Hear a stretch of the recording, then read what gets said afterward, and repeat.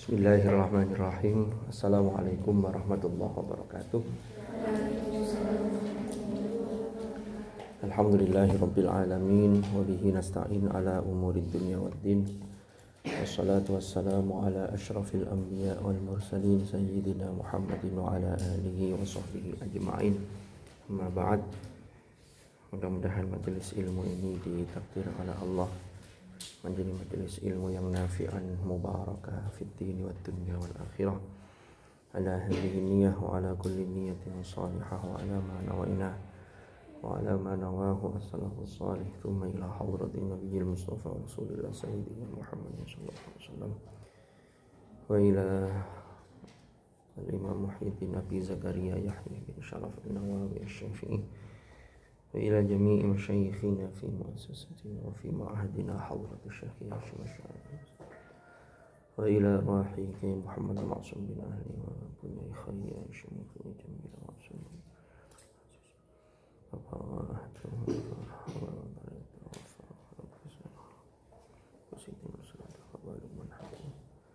wa ila jami'i al-asatidh wal ustadzat ولمشايخهم وأصولهم وفروعهم وإلى جميع مشايخنا في سلسلة تعليمنا وتعلمنا ونفعنا بهم وبعلومهم في الدارين آمين. الفاتحة. أعوذ بالله من الشيطان الرجيم. بسم الله الرحمن الرحيم. الحمد لله رب العالمين الرحمن الرحيم مالك يوم الدين إياك نعبد وإياك نستعين اهدنا الصراط المستقيم صراط الذين أنعمت عليهم غير المغضوب عليهم ولا الضالين. Ada pertanyaan? Bismillahirrahmanirrahim. Qala al-muallif rahimahullahu ta'ala wa nafa'ana bih wa bi ulumihi fid dharain amin. Wa an Jabir ibni Abdillah ya. Bismillahirrahmanirrahim. Wa an Jabirin ibni Abdillah radhiyallahu anhuma,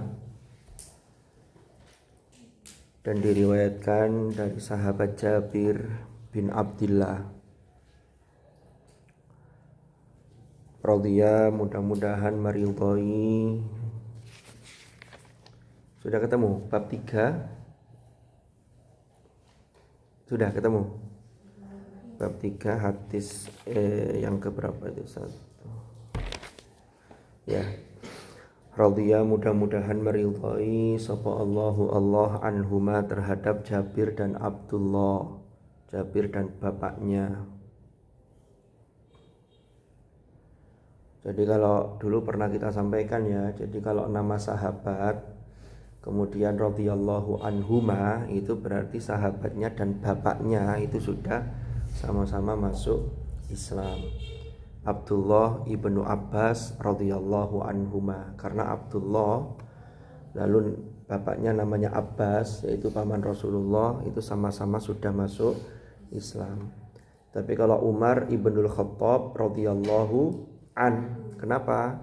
Karena Pak Khattab belum masuk Islam sampai wafat non muslim, masih kafir, sehingga doanya radhiyallahu an. Jadi itu bedanya.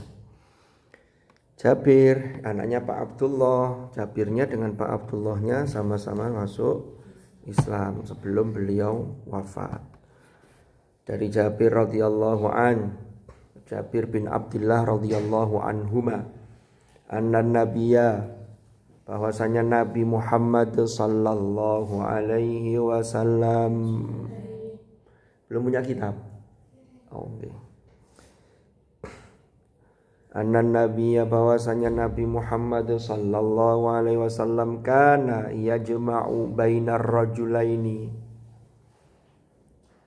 Kana ono sapa nabi iku yajma'u mengumpulkan. Iku yajma'u mengumpulkan bainar rajulaini, di antara dua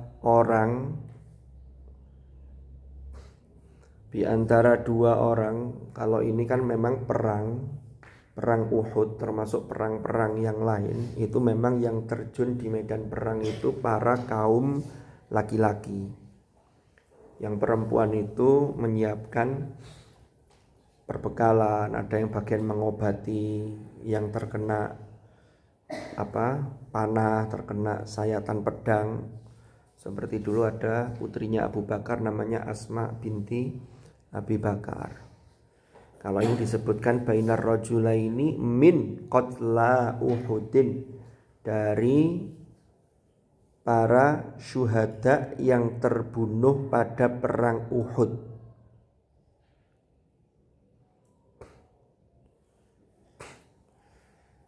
Jadi perang Uhud itu terjadi tahun berapa, Rek? Tahun berapa? Ada yang tahu? Berapa? Lu nggak apa-apa, jawab aja. Tahun berapa? Kalau perang Badar tahun berapa? Tahun berapa? Perang Badar? Lupa. Berarti dulu pernah tahu tapi lupa kan? Perang Badar itu tahun kedua Hijriah. Ya.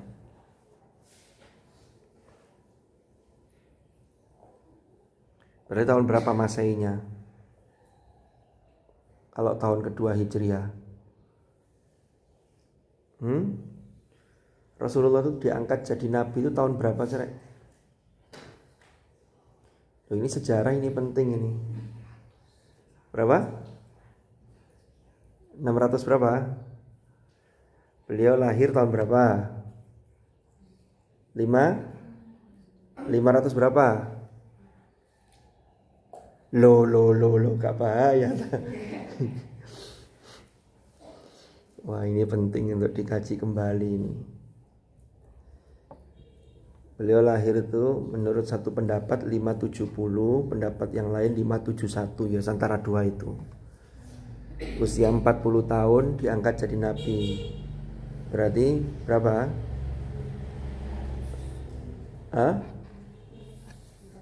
Tambah 40 tahun berarti berapa?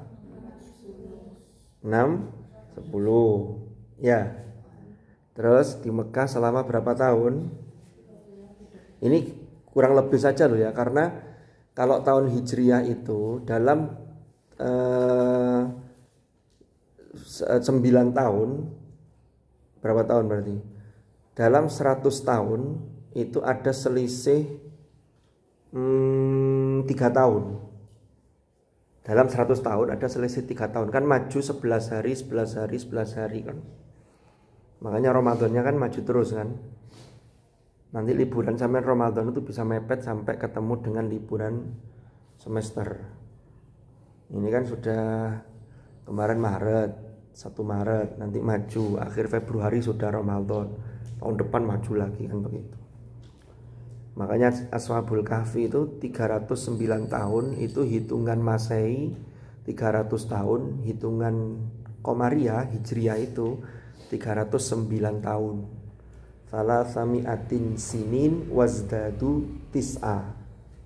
Jadi ayat Al-Qur'annya itu tidak langsung mengatakan 309 tahun, tapi 300 ditambah 9. Ternyata redaksi ayat Quran itu mengandung unsur kemukjizatan. Karena dengan redaksi seperti itu, ayat itu bisa difahami secara penanggalan Syamsiyah atau bisa secara penanggalan Komariah. Kalau Komariah itu yang Hijriah itu berdasarkan apa? Bulan, bukan penanggalan berdasarkan matahari. Kalau tahun Masehi itu kan Syamsiyah, berdasarkan bumi melakukan apa? Memutari matahari itu apa namanya? Revolusi. Kalau rotasi kan 24 jam. Ini kan yang setahun 365 hari. Lalu setiap 4 tahun itu ada tahun kabisat. Itu yang 366 hari. Karena Februarinya jadi 29. Karena Februari itu mesti 28, tapi setiap 4 tahun ada tahun kabisat. Kan begitu ya. Jadi 29. Makanya tidak ada. Jadi kalau ada anak atau santri yang lahirnya 29 Februari ada di sini. Itu nanti ulang tahunnya 4 tahun sekali, karena ketemunya 29 Februari itu hanya 4 tahunan itu. Ada yang lahir 29 Februari? Nggak ada. Yang 30 Februari? Ya tambah nggak ada. Karena dia nggak pernah lahir kalau 30 Februari. Nah, kembali ke yang tadi. Jadi kalau 610 lalu 13 tahun di Mekah, berarti sampai berapa? Katakanlah hijrah itu yang terkenal itu 622. Ya. Setelah 13, kurang lebih 13 tahun. Karena tadi ada selisih ya antara tahun kalender Syamsiah dengan Qamariyah. 622 itu beliau hijrah. Terus katakanlah 2 tahun setelah hijrah, tahun kedua hijrah, berarti tahun berapa? Nah, kisaran itu. Itu terjadi perang Badar. Perang Badar itu jumlah umat Islam itu hanya 313 yang ikut perang. Sementara kaum musyrikin, orang kafir itu ada 1000. Tapi dengan bantuan malaikat, ya, atas permintaan Rasulullah, idz tastaghitsuna rabbakum fastajaba lakum anni mumiddukum bi alfim minal malaikah, dan seterusnya itu, termasuk di juz 4 itu ada penjelasannya. Umat Islam menang. Lah orang kafir ini tidak terima dengan kekalahan itu, apalagi dengan terbunuhnya tokoh-tokoh kafir Quraisy ketika itu. Abu Jahal itu meninggalnya di perang Badar. Terus ada tokoh-tokoh yang lain juga. Akhirnya mereka itu menyusun kekuatan untuk melakukan balas dendam. Kan begitu. Sehingga balas dendam itulah yang kemudian dilampiaskan ketika perang Uhud. Jadi perang Uhud. Nah, perang Uhud itu karena beberapa orang itu tidak mematuhi perintah Rasulullah, akhirnya perang Uhud itu menjadi bagian dari sunnatullah, umat Islam itu menderita kekalahan. Karena Rasulullah pesannya begini, Uhud ini kan ada bukit, itu menjadi strategi, nanti ada pasukan pemanah itu yang di atas. Mereka tidak boleh turun kalau belum ada instruksi dari Rasulullah. Di bawah itu sudah terlihat kaum musyrikin sudah kocar-kacir, sudah mau kalah. Nah, ini kan barang-barang rampasan perang kan banyak. Akhirnya di atas itu banyak yang tergoda untuk turun. Tidak mematuhi apa yang diperintahkan Rasulullah. Belum ada instruksi, turun akhirnya. Apa yang terjadi? Banyak yang turun. Nah, orang kafir melihat celah itu. Akhirnya mereka ini naik ke atas bukit. Yang di atas dihabisi, termasuk Sayyidina Hamzah, pamannya Rasulullah, yang punya julukan Asadullah, singanya Allah, karena keberaniannya luar biasa. Meninggal, dibunuh oleh namanya Wahsy. Wahsy itu budaknya Hindun. Karena Hindun ini balas dendam termasuk atas kematiannya Abu Jahal, Amr bin Hisham. Lalu setelah dibunuh itu, jantungnya itu dibedah, dimakan. Jadi itu sampai terjadi seperti itu. Nah, kaum muslimin, umat Islam, sahabat-sahabat itu yang wafat di perang Uhud cukup banyak. Nah, ketika banyak yang wafat itulah sampai di perang Uhud itu Rasulullah itu yang giginya terlepas. Dan orang yang menghalangi melindungi Rasulullah kena serangan itu namanya sahabat Thalhah ibnu Ubaidillah. Sahabat Thalhah itu kena tidak kurang dari 70 luka di tubuhnya, tapi beliau tidak wafat. Baik itu luka kena anak panah atau luka kena pedang. Karena kalau dulu perangnya kan langsung fisik, yang itu pedang, panah, tombak. Kalau sekarang kan sudah pakai rudal, sijil, rudal apa lagi? Fatah kemarin ya, yang Iran menyerang Israel. Itu karena memang Iran itu berada di garda paling depan untuk membela Palestina. Tapi memang Israel menyerang Iran kan kemarin kan begitu. Tapi Iran itu sesungguhnya sudah sejak lama itu negara Islam yang berani terang-terangan melawan hegemoni Barat termasuk Israel. Kalau yang lain-lain itu tidak berani karena sudah ada dikunci secara politis. Mesir tidak berani, Mesir itu sudah dikunci sama Amerika sama Israel. Dan seterusnya. Ini kalau cerita peta politik global, sampean harus tahu. Karena jadi orang itu jangan hanya terkungkung tidak mau tahu urusan umat Islam yang lain. Jangan. Orang itu harus punya kepedulian, kan minimal mendoakan. Minimal itu yang bisa kita lakukan. Anak mungkin sampai berangkat ke sana pengen ngerudal nggak tahu ilmunya ya sampai kalah.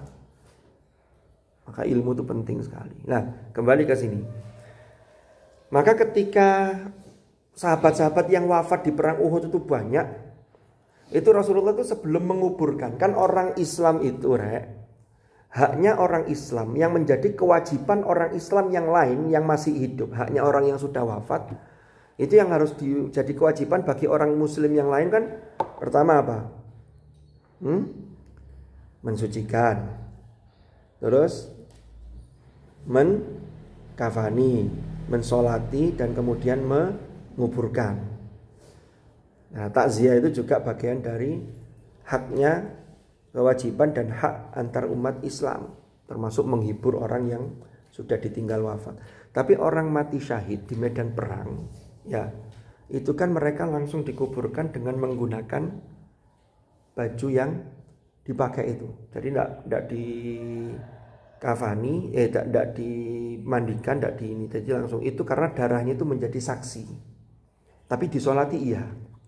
Lah ketika perang Uhud, Sayyidina Hamzah itu paman Rasulullah. Rasulullah ketika pamannya itu wafat dalam kondisi terbunuh di perang Uhud, dalam kondisi dadanya terbelah,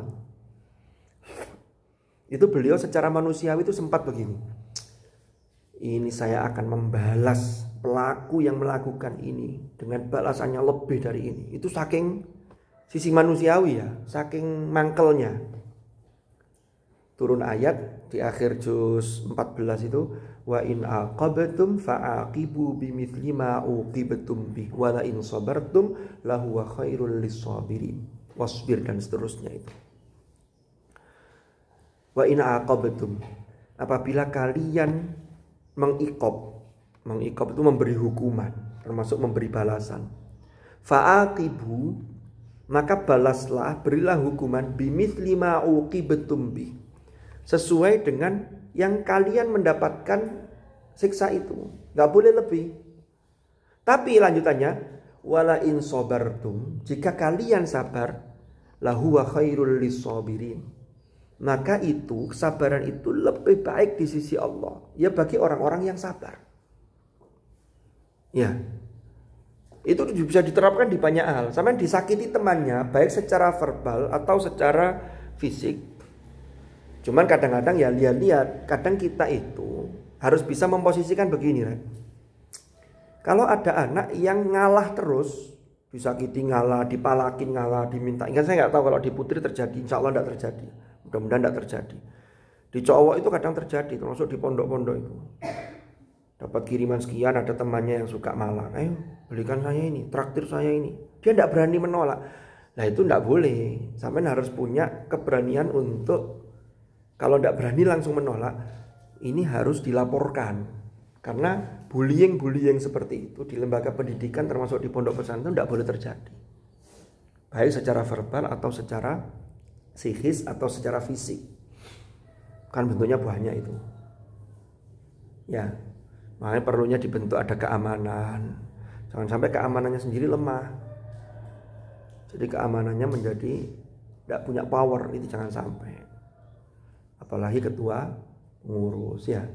Jadi harus punya power, tapi tetap santun, tetap bijak. Bukan menggunakan diktator. Wah, semua dibabat habis janda. Kan begitu. Oke. Nah, kembali ke tadi itu. Makanya Rasulullah itu kemudian tidak mengikop orang itu. Bahkan yang namanya Wahsy itu, kalau sampean pernah nonton film Umar bin Khattab itu, Wahsy itu masuk Islam ketika peristiwa Fathu Makkah. Fathu Makkah itu. Tapi Rasulullah itu ketika ketemu Wahsy itu tidak bisa menatap wajahnya Wahsy, karena setiap melihat itu langsung memalingkan. Kenapa? Karena teringat kembali paman tercinta beliau, yaitu Sayyidina Hamzah. Itu sampai seperti itu. Tapi ya orang-orang yang masuk Islam ketika peristiwa Fathu Makkah itu kan mereka tidak dituntut, mereka dibebaskan. Fa'antumut tulaqo. Tulaqo itu bebas. Jadi tidak dituntut tuntutan hukum walaupun dulu pernah menyakiti. Karena mereka kemudian masuk Islam, dibebaskan oleh Rasulullah. Seandainya Rasulullah menuntut balas, itu banyak yang kena.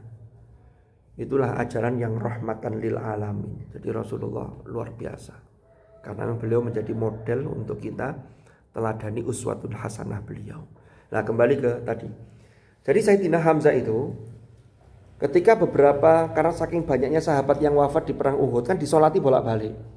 Disolati digeser, pindah. Kecuali Sayyidina Hamzah. Jadi Sayyidina Hamzah tidak digeser dari posisinya sehingga beliau itu berkali-kali disolati.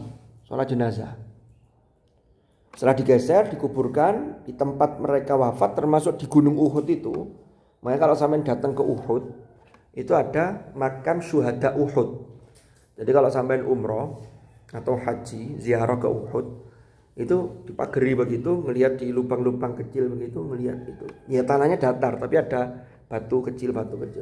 Disitulah makam syuhada Uhud. Lah, setelah dijajar itu, Rasulullah tanya, kan orang wafat itu bentuk menghormatinya itu adalah menyegerakan untuk dimasukkan ke liang lahat. Apalagi kalau orang baik. Orang yang tidak baik saja lebih baik segera dikuburkan. Karena bagi mereka ini kan masuk ke alam namanya barzakh. Alam kubur, fisiknya dimasukkan ke dalam tanah. Ya, minha khalaqnakum wa fiha nu'idukum wa minha nukhrijukum taratan ukhra. Itu dalam surat Toha. Dari bumi kami menciptakan kalian, dari saripati tanah itu. Wa fiha nu'idukum, dan di dalam bumi kami akan mengembalikan kalian. Wa minha nukhrijukum, dan darinya kami akan mengeluarkan kalian. Kapan itu? Kiamat, metu kabeh. Kan begitu. Kalau dalam surah At-Takatsur kan alhaakumut takatsur hatta zurtumul maqabir kalla saufa ta'lamun tsumma kalla saufa ta'lamun kalla law tutu iku. Yang ada dalam surat apa itu? Wa bu'thira ma fil kubur. Surat apa itu? Wa hussila ma fis sudur inna rabbahum bihim. Surat apa itu? Al-Adiyat ya. Al-Adiyat itu. Dikeluarkan, dibangkitkan dari kubur. Nah, orang yang baik itu kalau sudah dikuburkan jasadnya, masuk ke alam barzakh, ruhnya kembali ke alam barzakh, itu mereka itu segera diproses. Jadi kalau orang baik, maka dia segera mendapatkan fasilitas perdana sebelum nanti fasilitas yang luar biasa di akhirat. Maka pinginnya kan segera. Sama nek pingin ate oleh nikmat, itu pinginnya oleh cepet apa nyantai-nyantai. Cepet. Saya mau dapat kapan ini kok gak endang-endang. Mama dapat hadiah, umpama lo ya. Sama tidak sengaja lalu dapat belanja apa begitu, diundi. Dapat hadiah atau anu aja wis, enggak usah jauh-jauh lah. Ikut jalan sehat. Ada kupon undian ya saya kan. Hadiah utama apa? Mobil atau motor atau kulkas. Mobil aja ya. Mobil hadiah utama. Itu mobilnya dipajang di situ, terus tiba-tiba nomor 2 4 5 1 nomor sampean 52 kaca titik. Aduh, kurang siji. Ternyata yang dapat anak pondok juga. Woi, maju kan. Di depan difoto. Setelah itu pulang. Tapi tidak langsung bisa dibawa mobilnya kan. Dia ono urusannya sih, harus ada berkas yang ditandatangani. Kira-kira perasaan sampean, nggak apa-apa wis biar di situ aja mobilnya, saya nyantai kok ndak selak butuh. Mas yo nggak selak butuh, kira-kira lu seneng kunci kepegang. Mobil sudah di depan rumah kan begitu. Kenapa? Karena nikmat tuh pengennya disegerakan. Sama orang yang wafat, orang yang baik, itu kalau sudah segera dikuburkan, segera masuk alam barzakh, di alam kubur, jasadnya masuk alam kubur, itu pengennya diproses segera baik, segera kebaikan itu segera. Maka untuk menghormati itu, Rasulullah tanyanya begini. Jadi dijajar, yang sudah wafat itu. Nyono wong loro iki ambek iki padha-padha wafate di perang Uhud itu. Terus Rasulullah dawuh begini, "Tsumma yaqul," lanjutannya itu. "Tsumma yaqulu," kemudian berkata atau bertanya atau bersabda, bertanya sapa Rasulullah, sapa Nabi. Apa pertanyaannya? Ayyuhuma aktsar? Ayyuhuma endi di antara keduanya iku aktsaru luwe akeh. Iku aktsaru luwe akeh apa nih akhzan ngambilnya, hafalannya, mengambil hafalan lil Qur'ani terhadap ayat-ayat Al-Qur'an.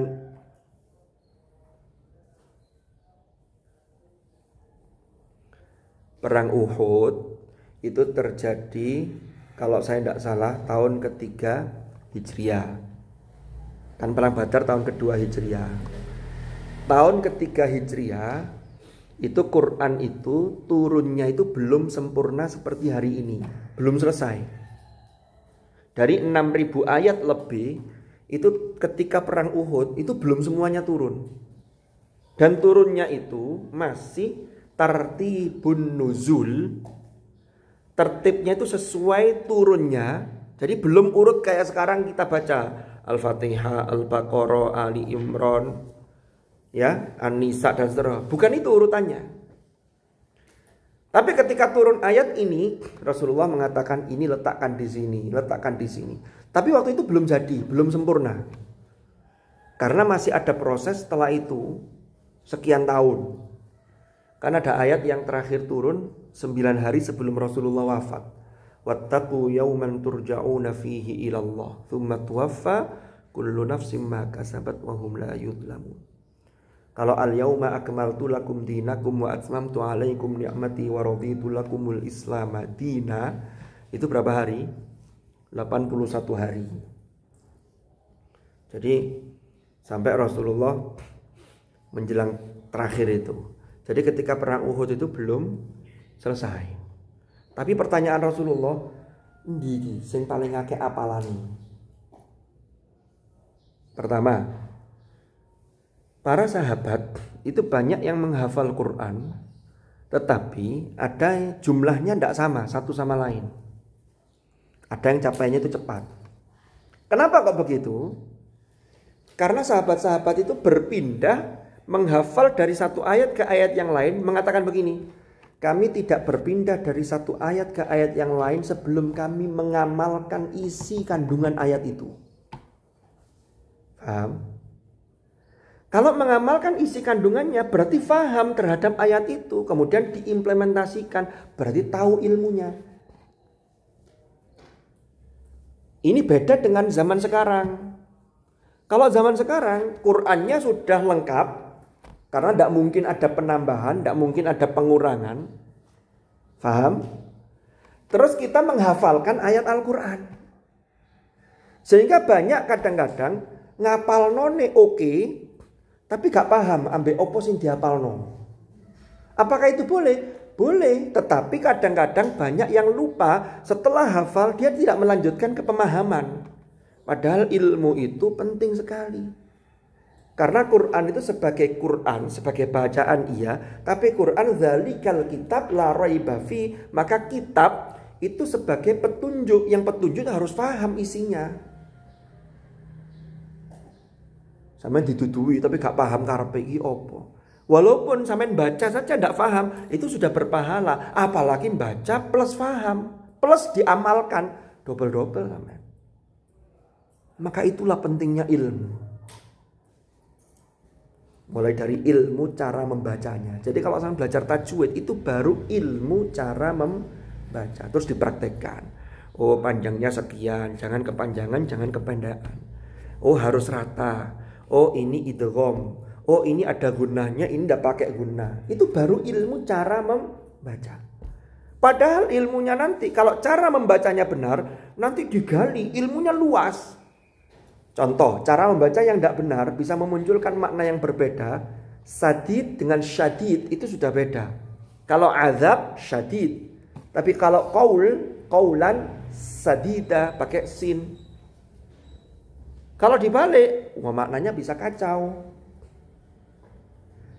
Makanya penting orang belajar Quran sekaligus disupport dengan ilmunya. Sampean harus tahu ilmu alat. Kenapa? Karena sumber hukum Islam itu adalah Al-Quran, Al-Hadis. Untuk bisa paham, sampean harus tahu alatnya. Gimana mau paham kalau tidak paham alatnya? Maka alat muncullah ilmu namanya ilmu nahwi, ilmu sorfi. Ya kan? Karena Quran itu tidak hanya urusan nahwu sorof, tapi ada keindahan gaya bahasa, ada ilmu balaghah. Nanti di ilmu balaghah ada ilmu ma'ani, ada ilmu bayan, ada ilmu badi. Wah, kayak ilmu nih. Maka jadilah penghafal Al-Quran yang punya landasan keilmuan yang baik. Kenapa? Karena modal sampean sudah ada. Makanya mulai tahun ini semua santri baik yang di Hufat atau di LKSA juga, ini kan kita adakan madin. Itu untuk menghidupkan ini. Jangan sampai hafal Quran. Hafal Quran itu bagus, tapi jangan berhenti di situ. Saya tidak penting ilmu itu, yang penting hafal Quran. Padahal yang paling penting itu Quran ada ilmunya. Makanya ayatnya dalam surah Al-Ankabut itu bal huwa ayatum bayyinatun, apa tulisannya? Fi Juz 21 awal, sudah ada yang sampai situ. Fi suduril ladzina utul ilm. Jadi ayat-ayat Al-Quran itu adalah ayatun bayyinat, yaitu tanda-tanda yang jelas, yang nyata. Bagi siapa dan di mana? Fi suduril ladzina utul ilm, di dalam dada orang-orang yang diberi ilmu. Maka sampean jangan merasa terbebani. Justru semakin sibuk, maka di usia-usia kalian sampean harus pinter-pinter membagi waktu. Orang yang optimis, orang yang sukses di masa depan, sukses dunia akhirat, itu mikirnya begini, wah, sekarang madin sampai jam sekian, padahal besok pagi saya harus setoran tambahan, setoran murojaah. Ya, nanti jam sekian saya harus sekolah. Orang yang optimis mikirnya begini, berarti waktu-waktu luang saya harus saya kurangi. Sing biasanya sedino suwengi 24 jam, guyone tok itu lebih dari 12 jam, itu dikurangi. Tetap ada guyonnya biar kita tidak sepaneng. Tetap ada sosialnya. Tetap ada ro'an, tetap jalan. Bukan berarti karena ada madin ro'an ditiadakan, ya enggak. Itu semua kan bagian dari kehidupan. Maksud sampai nanti kalau punya rumah tidak pernah disapu, tidak pernah dikuras jedingnya, kan ya enggak. Itu kan ilmu-ilmu kehidupan. Yo masak barang. Ya, di LKS kan yo masak dewe. Karena itu skill-skill itu, soft skill itu harus sampean miliki. Tapi mikirnya begini, oh berarti sing biasa elek biyen belum ada madin mari ngaji nyewantai guyon-guyon sampai cekikian, sampai guyon bengi, ini yang dikurangi. Berarti waktu saya harus untuk ngaji. Itu kalau orang berpikir tapi nek pesimis gini, beda lagi. Sekarang tambah lagi kegiatannya. Mau males aku, ngabot ini, malam ngantuk. Mesti begitu. Malam pulang madin jam berapa? 9:30, mau ngaji ngantuk. Itu kalau orang pesimis. Saya dulu itu, ini cerita ya. Zaman saya masih mondok seperti kalian. Tidur saya itu, tidur siang itu wajib. Tapi 2:30 sampai jam 3, setengah jam. Tapi kualitas. Jadi setengah jam itu sudah saya ngeleset di masjid, saya gelar sajadah, saya kasih bantal sini. Sudah saya lonjorkan badan saya semuanya. Tidak usah mikir apa-apa. Orang itu yang bikin sulit tidur itu ketika mau tidur tidak melepaskan beban yang ada dalam pikirannya.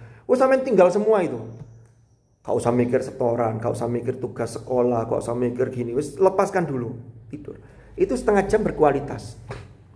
Jam 3 karena saya tidur di masjid, jam 3 itu sudah diputer As-salatu wassalamu alaik di MQ itu kan. Saya wudhu, sholat asar, jamaah. Setelah sholat asar, saya balik ke kamar, saya mandi. Setelah mandi, jam 4 saya sudah berada di Makbaroh Tebuyir. Dulu masih boleh keluar, anak MQ. Sekarang nggak bisa. Sehingga saya fresh. Sore jam 4, saya waktu itu tidak setoran. Tapi saya setorannya tidak sore, setorannya malam sama pagi. Saya nambah, ziyadah, tambahan. Persiapan untuk disetorkan besok pagi. Ya sudah begitu. Malam ada jam belajar. Cuma dulu belum ada madin memang. Cuman kalau zaman saya sekolah dulu, pelajaran di sekolah itu sudah mengandung 70% itu muatan lokal, kitab. Kalau sekarang kan sulit begitu. Sehingga sekarang di MK pun malam tuh masih ada madin sampai setengah 10. Dan saya biasanya malam habis jam belajar jam 9 selesai, keluar makan sebentar.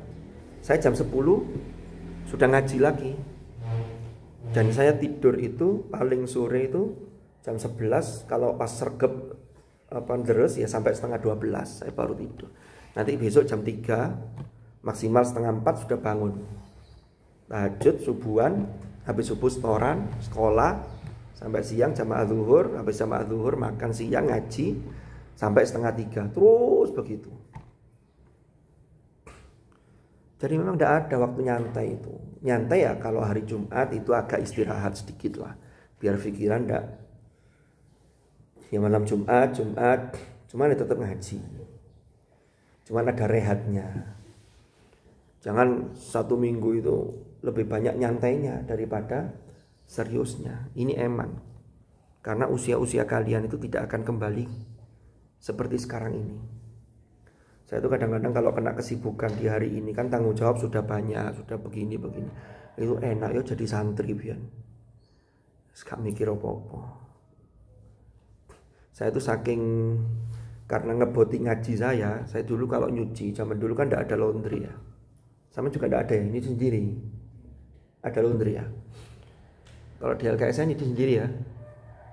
Saya dulu biar tidak mengganggu jadwal saya yang sudah tertata itu, saya kalau nyuci itu ngambil waktu malam Jumat. Jadi saya nyuci itu malam setelah kegiatan pondok. Kan malam Jumat masih ada kegiatan. Kalau tidak kompleks di MK ya pondok kan begitu. Itu selesai jam setengah 11. Saya kadang nyuci itu malam Jumat itu setengah 11 atau jam 11 malam. Itu nyuci saya. Biar tidak mengganggu jadwal saya tadi itu. Karena kalau saya nyuci siang, ritme jadwal deresnya akan terganggu. Loh kan begitu. Kalau saya nyuci malam selain hari itu, nanti saya juga ngajinya. Makanya nyucinya seminggu sekali, tak kelompok no. Cuma tidak tahu kalau sekarang seminggu sekali itu mungkin kelamaan ya, mungkin seminggu. Kalau sekarang sudah ada laundry terus enak. Ya, itu contoh. Jadi sampean harus terus semangat. Jadi gambarannya begini deh. Ketika Rasulullah tanya ayyuhuma aktsaru akhdan lil Quran, itu pertama itu sebagai penghormatan kepada orang yang menghafal Al-Quran karena didahulukan. Dimakamkannya itu didahulukan, dimasukkan ke dalam liang lahat. Terus yang kedua, ini menunjukkan ilmu. Karena tadi itu orang yang hafalannya lebih banyak di zaman itu ketika perang Uhud, ketika sahabat-sahabat pada masa itu mesti dia lebih banyak faham ayat Quran. Kenapa? Karena sudah mengamalkannya. Berarti sudah ada ilmunya, sudah ada aplikasinya. Itu mendapat penghormatan yang luar biasa. Fa'in usyira.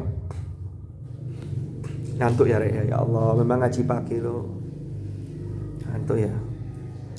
Saya tadi bangun jam 3. Saya tadi dari Kediri tadi subuh tadi. Berangkat ke sini setengah 4 tadi. Sampai sini setengah 5 lebih. Terus sholat subuh di sini. Karena kan sambang ke ibu mertua, ibunya istri kan di Kediri. Jadi kemarin ke Kediri mumpung ngaji di Tebuireng belum mulai, jadi saya ke sana karena nanti kalau Tebuireng yang Sabtu Ahad malam Ahad sudah mulai kan angel ngatur waktunya. Jadi lah ngantuk jadi ngantuk podo rek. Ayo semangat gitu loh. Ayo, yang ngantuk minum teh dulu. Teh mek siji.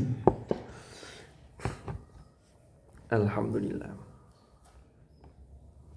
Fa in usyira Maka jika diberi isyarat atau ditunjukkan, jadi kalau setelah beliau tanya terus ditunjukkan kepada beliau, siapa di antara yang sudah wafat ini dari para syuhada Uhud ini yang hafalannya paling banyak? Tadi ya, yang difahami dari hafalan paling banyak tadi seperti itu. Kemudian ditunjukkan yang ini ya Rasulullah. Apa yang dilakukan Rasulullah? Fa in usyira ila ahadihima, maka jika ditunjukkan kepada salah satu di antara dua orang laki-laki min qatla Uhudin tadi itu,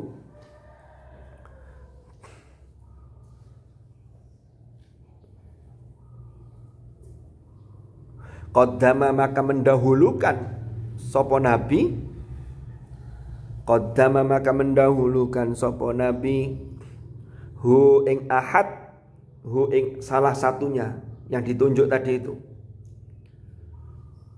fil lahdi ing dalam liang lahat. Lahat itu masuk ke dalam liang lahat itu sebagai bentuk penghormatan, mendahulukan mereka yang hafalannya lebih banyak, yang keilmuannya lebih banyak, yang implementasi terkait dengan isi kandungan Al-Quran juga lebih kuat. Itu dihormati dengan cara lebih dulu dimasukkan ke dalam lahat, ke dalam kubur. Rawa meriwayatkan hu ing hadis sapa Al-Bukhari yu Imam Al-Bukhari. Sampai sini ada pertanyaan? Monggo. Mungkin saya yakin ada pertanyaan, cuma tidak berani disampaikan. Kapan diakhiri ngajinya ini? Pertanyaannya begitu. Karena sudah capek ini. Baru jam 12 kurang 10. Santai ya, masih lama ya. Ada pertanyaan Tare? Ini yang sudah paling banyak hafalannya siapa ini? Kemarin yang sudah hatam kan sudah boyong. Yang masih ada sekarang hafalan paling banyak berapa? Siapa yang paling banyak? Hah? Mbak Maura. Maura berapa sekarang? Nambah juz berapa ziyadahnya? 20. Belakang berapa juz? 30 saja atau 28, 29, 30? 30. Berarti dapat 20 juzan ya, 20 lebih dikit lah. Atasnya lagi ada? Sampean? Berapa? Nambah juz 19. Kelas 3 aliyah sekarang. Kelas 12. Oh, kelas 11. Maura kelas berapa? 11 juga. Yang kelas 12 siapa? Satu orang. Dulu dari sanawiyah kalau jenengan. Sekarang juz berapa? 14. Oh ya guys, pokoknya tetap semangat. Yang di LKSA paling banyak juz berapa sekarang? Mbak Juga juz berapa? Juz 2. Nah apa-apa, yang 20 juga dulu lewat mulai juz 2 kan? Ya, dulu pernah juz 2 kan? Nah iya. Gak apa-apa, itu kan latar kabun naltobakon antobak. Jadi kalian akan melewati satu masa antobak. Jadi itu memang harus dinaiki tangga-tangga itu. Udah ada orang langsung itu. Orang berilmu itu juga begitu. Ilmu itu sedikit-sedikit. Sampai baca buku, baca kitab. Itu dampak literasi Anda, sampai termasuk ngaji diniyah madin, itu kadang-kadang itu tidak langsung. Sekian tahun yang akan datang. Bahkan nanti akan sampai merasakan manfaatnya itu 10 sampai 20 tahun yang akan datang. Yang penting kewajiban sampean sekarang adalah bagaimana sampean terus memenuhi rongga sampean, hati, jiwa, akal sampean itu dengan sesuatu yang baik. Keilmuan, pembiasaan dan lain-lain itu harus dimulai dari sekarang. Karena orang sukses itu tidak tiba-tiba, tapi ada satu proses yang dia jalani. Kita itu kan sering menilai orang sukses, tapi pengennya langsung jadi kayak begitu. Ya nggak bisa. Proses itu harus dilakukan. Sampai sekarang masih berada di proses-proses itu. Jadi yang masuk sini alia, masih belum menghafal, jangan pesimis. Wong saya diceritani, sampean tahu Pak Bahru ya, Pak Bahru Rohim itu ngajar di alia ya. Pernah diceritani sampean? Istrinya itu kan hafidho. Ibunya istrinya diceritani. Enggak, ibunya istrinya itu kan sudah sepuh. Mertuanya Pak Bahru. Itu dulu enggak menghafal Quran, tapi melihat putrinya hafidho itu menginspirasi ibunya. Akhirnya ibunya, wes aku timbangan wes aku tak ngapal Quran. Selesai. Di usia 60 lebih. Jadi ngafalkannya sudah sepuh. Ngafalkan sepuh itu kan lebih sulit. Ya. Tapi karena ada kemauan bisa. Momennya sampean yang paling penting itu mindsetnya harus positif, harus optimis. Jangan mindset yang pesimis. Kondisi saya memang begini, beda dengan itu. Arek iku hanya cerdas ket biyen.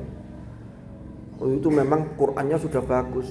Sampean mikirnya begini, kalau sekarang bacaan saya masih kurang, lalu hafalan saya masih sekian, masih proses, maka apa yang harus saya lakukan? Podo-podo waktu yang diberikan oleh Allah sama 24 jam. Mangan sego ya podo segoni. Sing beda lawuke. Tapi kan sama. Artinya makanan itu harus menjadi penggerak untuk aktivitas kita yang baik, yang bermanfaat. Jangan sampai makanan itu menjadikan aktivitas kita malah malas. Di pertemuan yang lalu kan kita sudah bahas ya. Masih ingat? Salah satu cara merusak generasi bangsa itu pertama lewat gaya hidup, yang kedua bisa lewat makanan. Jadi masa-masa sampean ini tantangannya luar biasa. Tantangan saya dulu ketika mondok, ketika saya pulang, paling tantangannya itu nonton TV. Kita di depan TV gak ngali-ngali. Sekarang itu Masya Allah, gak hanya TV gak laku. Sekarang tantangannya itu TikTok, nonton video di TikTok. Apakah sampean bisa membagi waktu atau tidak, itu kan kembali ke sampean masing. Paham? Kalau sampean tidak bisa memanage waktu dengan baik, itu yang menjadi bisa mengantarkan naudzubillah kita menuju jurang kegagalan dalam kehidupan kita. Kalaupun nonton TikTok, nonton YouTube, pilihlah tontonan yang bisa memberikan edukasi yang positif kepada masa depan sampean. Contoh, sudah alia. Di TikTok kan banyak pakar-pakar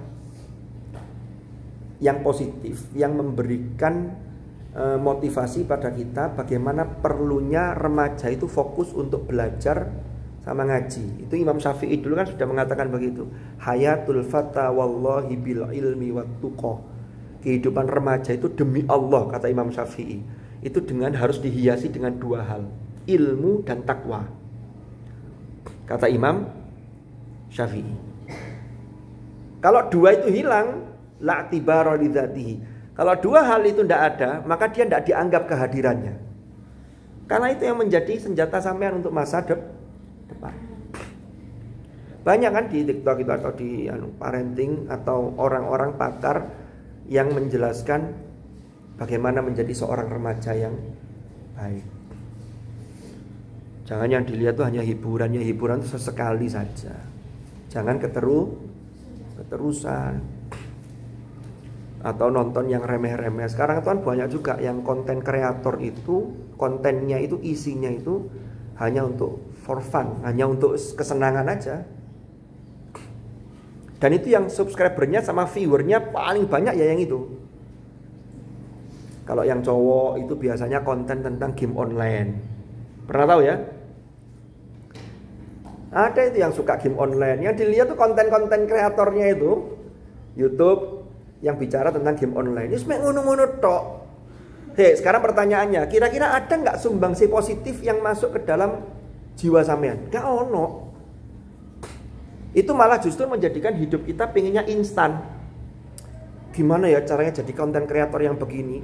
Enak mek gawe ngene-ngene tok duitnya akeh, karena viewernya banyak, dia per bulan bisa mendapatkan sekian puluh juta. Bahkan sekarang itu banyak orang-orang yang kemudian tidak menghiraukan pendidikan, tapi lebih memilih enak jadi konten kreator. Iya lek pas rezekine ndek kono. Tapi sekarang itu loh Rek, ingat pesan Rasulullah, khairun nas anfa'uhum linnas. Kalau sampai nanti umpama bikin konten kreator, kan banyak kalau ibu-ibu itu ada konten kreatornya itu tentang tutorial menu masakan, ada. Gaya jajan ini kan ada itu. Masak opo. Kalau itu masih ada manfaatnya itu. Bisa membuka lapangan pekerjaan bagi orang lain. Mama ada orang yang sebenarnya punya bakat masak, bakat buat jajan. Dengan adanya tutorial itu dia jadi tahu, oh begini bisa. Tapi kalau orang yang tidak bakat, maksudnya delok tutorialnya, gawe keliru, gagal terus. Ada yang begitu? Bikin kue apa? Karena tidak bakat, sudah niru tutorialnya, tapi nggak jadi. Nah kadang bakat-bakat begitu itu kita tidak tahu kemana. Tapi tetap salurkanlah bakat sampean itu pada sesuatu yang positif dan bisa memberi manfaat kepada orang lain. Ingat pesan saya. Paham ya? Jadi tidak hanya sama bikin konten kreator, isinya itu mau sok bikin konten isinya curhat, isinya tentang pacaran, iki gawe opo terusan. Ada loh konten kreator yang begitu tuh ada.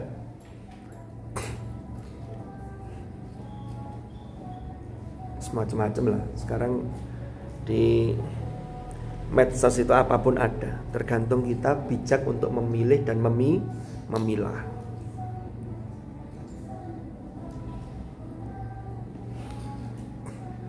Ada pertanyaan? Ada? Oh enggak.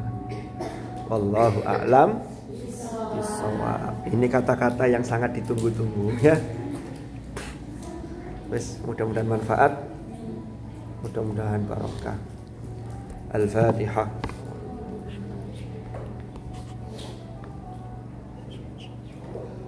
Bismillahirrahmanirrahim. Alhamdulillahirabbil alamin.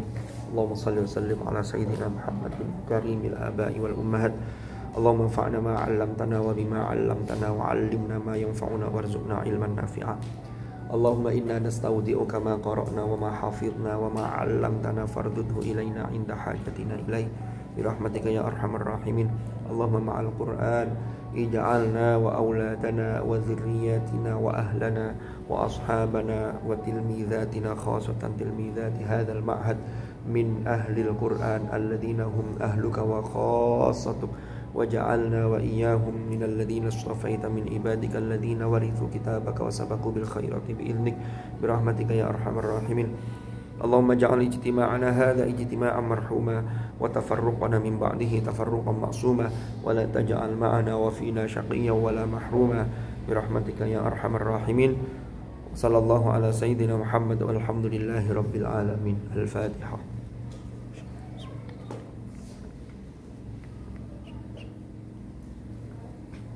Allahumma arhamna bil Qur'an wa'alna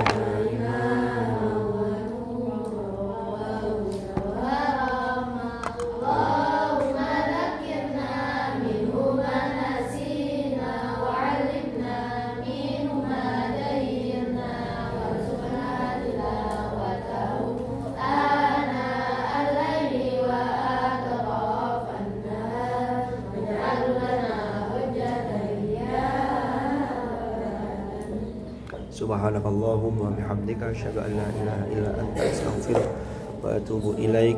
Sallallahu ala sayyidina Muhammad walhamdulillahi rabbil alamin. Hadanallahu wa iyyakum ajma'in. Al-afa minkum. Assalamualaikum warahmatullahi wabarakatuh. Waalaikumsalam.